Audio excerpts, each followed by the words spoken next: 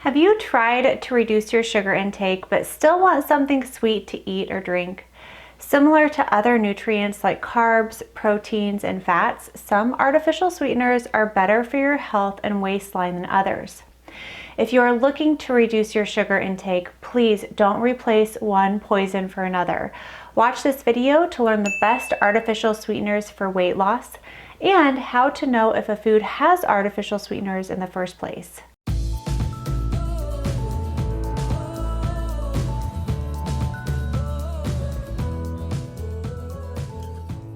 I'm going to cover 6 popular artificial sweeteners in this video and discuss how they affect insulin levels, which is the main hormone that controls your body weight. The 6 sweeteners I'm going to talk about in this video are sucralose, aspartame, monk fruit, stevia, saccharin, and sugar alcohols. You'll learn which 3 to limit and which 3 I consider okay to consume on occasion, preferably in small amounts. If you like this video and want to see more, please be sure that you give it a thumbs up, share it with your friends, subscribe to my channel, and turn the bell on to get notified every time I post a new video.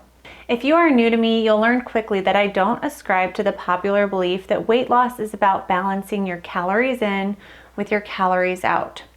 Research has proven that insulin is the primary hormone in charge of your body's set weight. If you want to lose weight and prevent disease, you need to learn how to lower your insulin. Before I get into a discussion about how certain artificial sweeteners affect your insulin levels, I wanted to give you an overview of the 3 main ways insulin is released. Because you may be wondering, how can artificial sweeteners stimulate an insulin response when they don't stimulate a blood sugar response? The first way insulin is released is a rise in blood sugar. When digested, carbohydrates, specifically starches and some sugars, are broken down into glucose and absorbed in the bloodstream, leading to an increase in blood sugar levels. When your blood sugar levels rise, our body releases insulin. Insulin is a hormone that acts like a key. It allows blood sugar to move from your bloodstream into your cells where it can be used for energy or stored. Many artificial sweeteners won't raise your blood sugar levels in the short term, but one study did show that when mice were fed artificial sweeteners for 11 weeks, they had negative changes in their gut bacteria that caused increased blood sugar levels. It is theoretically possible that artificial sweeteners can raise blood sugar levels in the long term by negatively affecting gut bacteria. Many people assume that because artificial sweeteners don't spike blood sugar like regular sugar does, that they aren't bad for you and they won't raise your insulin. But this assumption is based on the false premise that a rise in blood sugar is the only thing that can stimulate an insulin response. This brings me to the cephalic phase insulin response. Cephalic simply means head.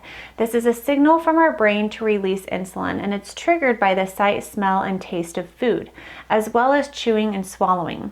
Small amounts of insulin are released before any sugar even enters the bloodstream. The third way insulin can be stimulated is through incretin hormones. These are hormones released from your gut to augment the release of insulin from your pancreas to further lower blood sugar levels following a meal.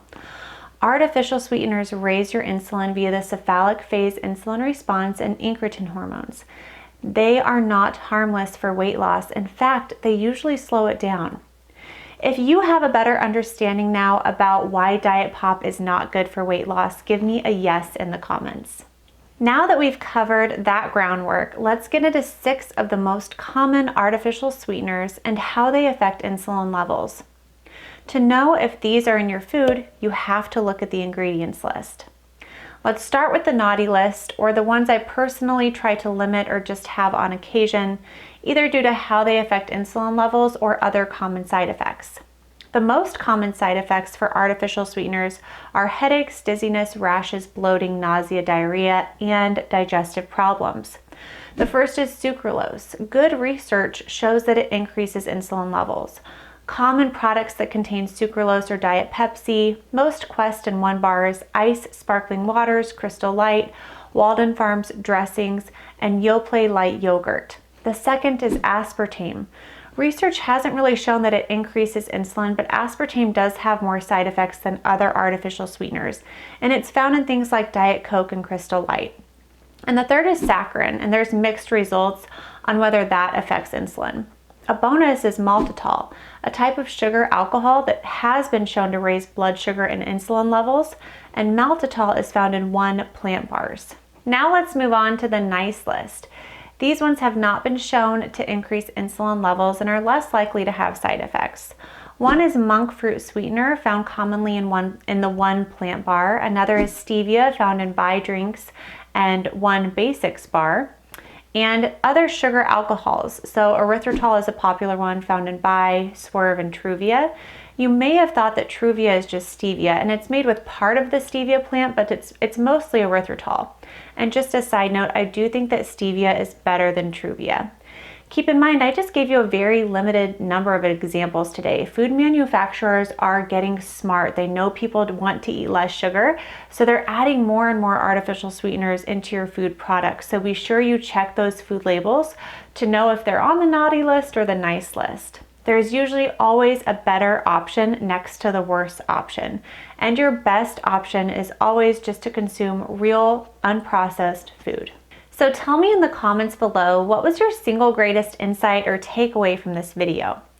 Don't forget to check out the resources in the description. And if you like this video, please engage with it. It helps it be found by more people. Hit that like button, share it with your friends, and be sure that you subscribe to my channel and turn the bell on to get notified every time I post a new video. Thank you so much for watching, and I will see you in the next video.